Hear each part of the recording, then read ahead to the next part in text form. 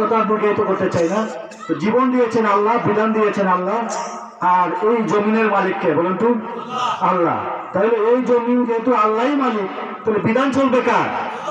তাহলে বিধান জমির মালিক আল্লাহ, বিধানও চলবে আল্লাহ। কোন মানুষের মন গড়া বিধান দিয়ে এই পৃথিবী চলতে পারে না। যখন মানুষ আল্লাহর বিধান ছাড়ে, মানুষের মন গড়া আইন দিয়ে দেশ চালাবে, তখন এই দেশে চুরি, ডাকাতি, রাহাজানি, অন্যায়, জুলুম, নির্যাতনে ভরপুর হয়ে যাবে। তো কথা বলতে পারবো না, যেহেতু সময় নাই। এই জন্য আমরা যেহেতু মুসলিম, আমরা আল্লাহর এই জমিনে বাস করি, আমরা তো অন্তত পক্ষে সকল মুসলিম, সকল তাওহীদবাদী, সকল একাত্মবাদে যারা বিশ্বাস করে, আল্লাহকে যারা বিশ্বাস করি, তারা তো এক দল, তাই না? আমরা তো একটা পক্ষে থাকা দরকার। তাহলে আগামীতে কোরআনের শাসন কায়েমের জন্য আপনারা কি রাজি আছেন? এই দেশে কোরআনের আইন চলবে কি আপনারা চান?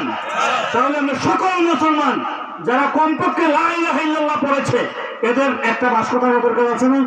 উলামায়ে কেরাম সিদ্ধান্ত নিয়েছেন এবার তাওহীদবাদীদের একটা বাক্য থাকবে। যারা লা ইলাহা ইল্লাল্লাহ শুধু পড়েছে, আল্লাহকে বিশ্বাস করে আল্লাহর জমিনে তার বিধান কায়েম করতে চায়, তাদের আলাদা একটা বাক্য হবে এবং তাদের আলাদা একটা ভোট বাক্য থাকবে। এই বাক্যে আমরা ভোট দিতে পারবো না ইনশাআল্লাহ।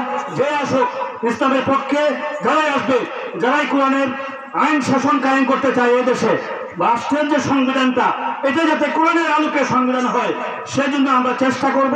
রাজি আছেন ইনশাআল্লাহ? ইনশাআল্লাহ আমরা কোরআনের সাথে থাকবো, ইসলামের পথে থাকবো। যদি কোরআনের আইন বাস্তবায়ন করার জন্য আমাদের জীবন বিসর্জন দিতে হয়, আমরা রাজি আছি কিনা? আমরা জীবনের শেষ মুহূর্ত পর্যন্ত ইসলামের সাথে থাকবো, কোরআনের সাথে থাকবো, আলেমদের সাথে থাকবো ইনশাআল্লাহ। সবাইকে আগামী দিনের ইসলামী বিপ্লব এবং ইসলামী রাষ্ট্র গঠনের, ইসলামী রাষ্ট্র মেরামতের সংগ্রামে আপনাদের কোনো আহ্বান জানিয়ে আমার বক্তব্য এখানে শেষ করছি। সবাইকে ধন্যবাদ। আসসালামু আলাইকুম ওয়া রাহমাতুল্লাহি ওয়া বারাকাতুহু।